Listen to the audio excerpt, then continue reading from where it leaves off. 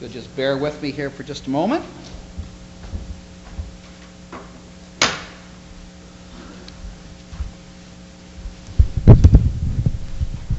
All right, can everybody hear me now? All right, well, good deal. You know, it's hard to believe that our sermon series, Rethink Church, is actually ending. I mean, it's just amazing to me. If you've been with us the last several weeks, we've been going on a journey through most of 1 Timothy, the New Testament book of 1 Timothy, and it's been an exciting journey, at least an exciting journey for me. And what we've been doing is going verse by verse through most of that book. And what we've been doing is making sure that we are biblically sound, biblically accurate. We want to be a New Testament church here at University Heights, and so going through 1 Timothy has been a great way for us to do that. And today we're going to be talking about the dangers of loving money, the dangers of loving money, and more specifically than that, the importance of our having a goal of trying to be content. Trying to be content. Now, you may not agree with this or not, but it's my opinion, and again, you don't have to agree with this, okay? This isn't scripture, but I really think that the lack of contentment and frankly out-and-out greed is a major contributor to our country's current economic problems. I really personally believe that. I look at Wall Street, I look at some of the banks, and banks were not content with their income. They were greedy, frankly, and so they made loans to people who had no collateral, had no ability to really pay that money back.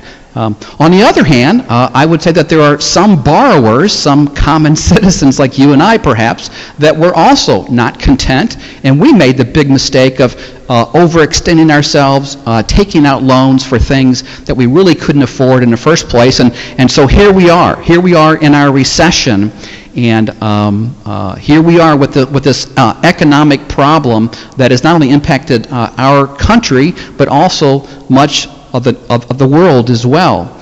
And I suppose, you know, if there was any kind of bright side, if you will, if there's a bright side to the recession, and I'm not sure that there is, okay, but if there is, maybe it's because due to the fact that Americans have learned to use less. We have been basically forced to be more content.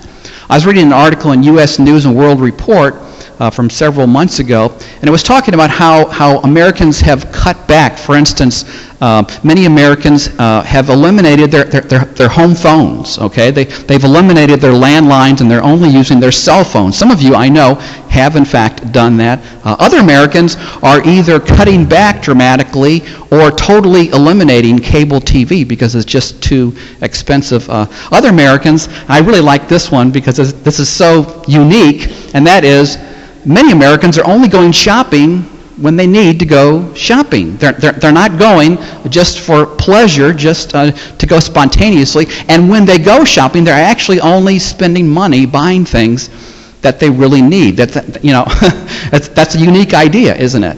Now, is that forced contentment, is that going to continue? Well, my opinion is I'm a little skeptical, and you know why I'm skeptical? I'm skeptical because I know my own heart.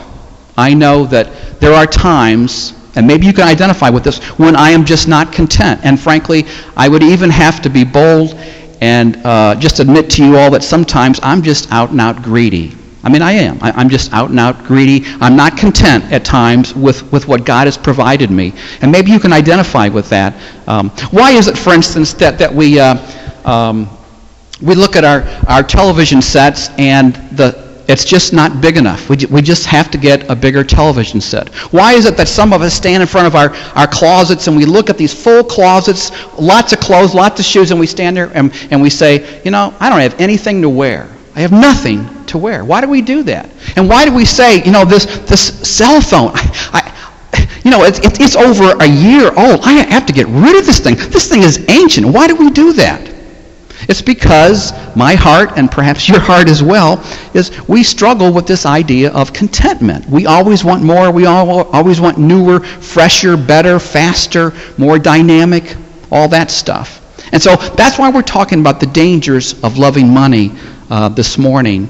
And as we're going to find out, there are some significant pitfalls, significant dangers when we become materialistic, when we become, start chasing money, okay? But you know what? Having said all that, my hunch is most of us already know. We already know that, as a follower of Jesus, I really shouldn't be chasing money. I shouldn't be interested in that kind of stuff. I should be content. And yeah, I know that there are pitfalls if I start chasing money. The materialism is not good. Most of us know that.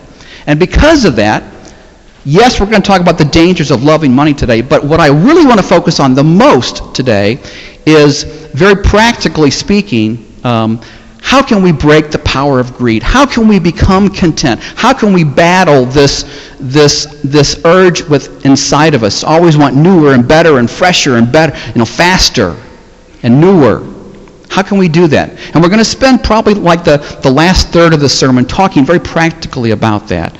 So, if you can identify with any of this, have you ever sat there looking at your television? It's a big screen TV, and all you can think of is, man, I need a bigger TV. Can you identify with that?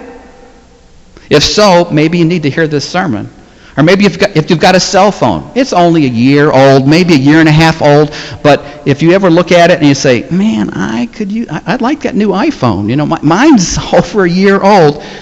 If that describes you, maybe you need to hear this sermon. And if you stand in front of your closet and it's full of clothes and it's full of shoes, and if you stand there and conclude, I don't have anything to wear, if that describes you, then maybe, just maybe, this is a sermon that you need to hear.